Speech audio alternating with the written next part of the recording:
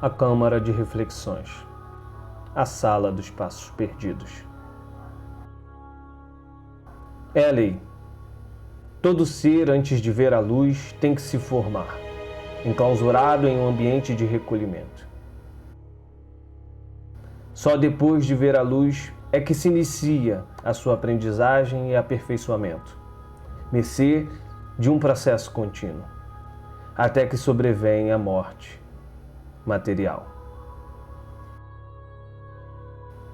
Assim, uns passam pelo ovo, pelo casulo, outros pela semente, pelo ventre materno.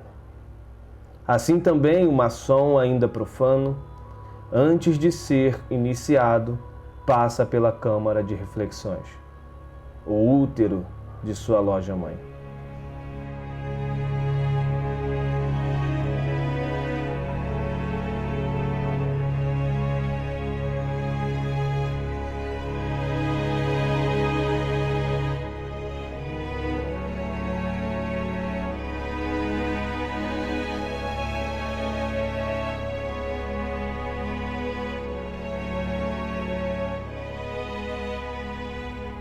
Mergulhado na escuridão de sua ignorância, o profano vai ali meditar sobre a sua vida, tomando como padrões símbolos existentes naquele gabinete.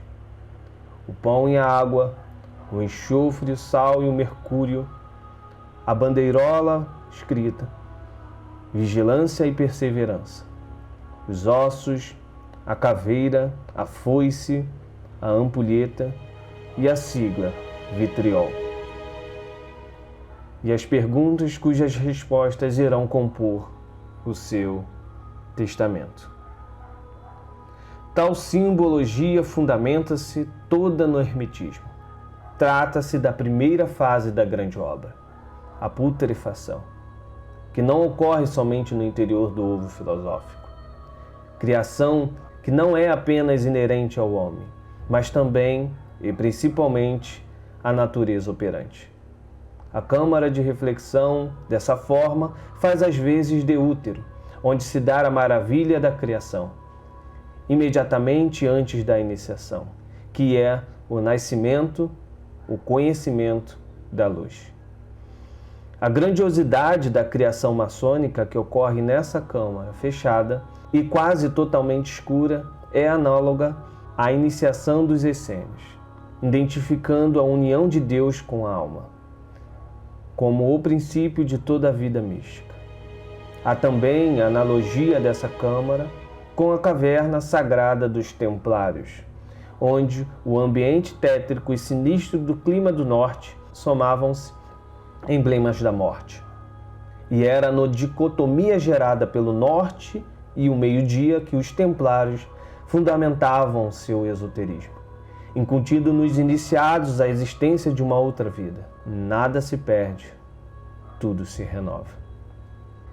Na câmara de reflexão, além dos símbolos já citados, o profano vê projetadas contra a parede negra as advertências de que a curiosidade não justifica a sua presença ali, de que o sentimento de medo deve fazê-lo retroagir, de que somente a perseverança o conduzirá das trevas para a luz. O pão e a água são emblemas de simplicidade que há de orientar a trajetória do recipiendário, prestes a iniciar-se. Não representam tão somente os alimentos do corpo, como também os do espírito. Portanto, o trigo moldado pela água simboliza, segundo muitas crenças, a carne do Deus sacrificado. O enxofre, o sal e o mercúrio sugerem três princípios herméticos contidos em qualquer corpo: o espírito, a sabedoria, a ciência. A ousadia e a vigilância, posto que o mercúrio se materializa na figura de um galo. Este ser anuncia a chegada da luz e, ao mesmo tempo, que se faz sentinela e guardião contra as influências profanas. A bandeirola condutora das duas palavras vigilância e perseverança faz saber ao futuro maçom que, a partir daquele momento, ele deve permanecer atento e concentrar-se nos múltiplos significados sugeridos pelos símbolos, cuja compreensão só será conseguida através da paciência e da vontade.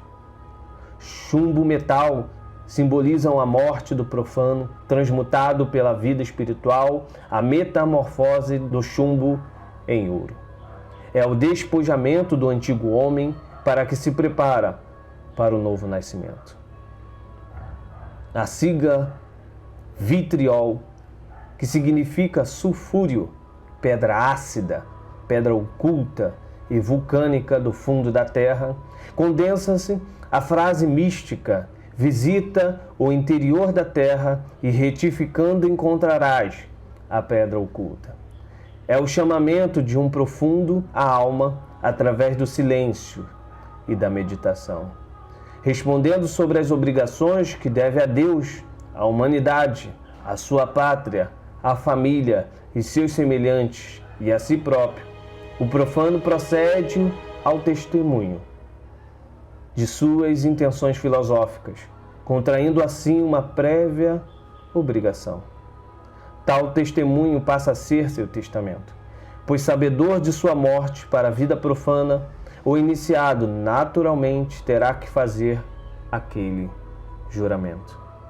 É nesta câmara ou caverna terrível, solene e escura, que se passa o primeiro momento que se desvendam os olhos do recipiendário. Ali, ele medita solitário sobre o que se vê. Seu vigia é a morte, na qual ele deve pensar, não obstante, deve também pensar na nova vida, uma vez que lhe são feitas perguntas sobre Deus, sua nação, sua família, o resto dos homens e ele próprio. Somente depois dessa experiência maravilhosa de viver a primeira morte, o recipiendário estará pronto para as demais provas.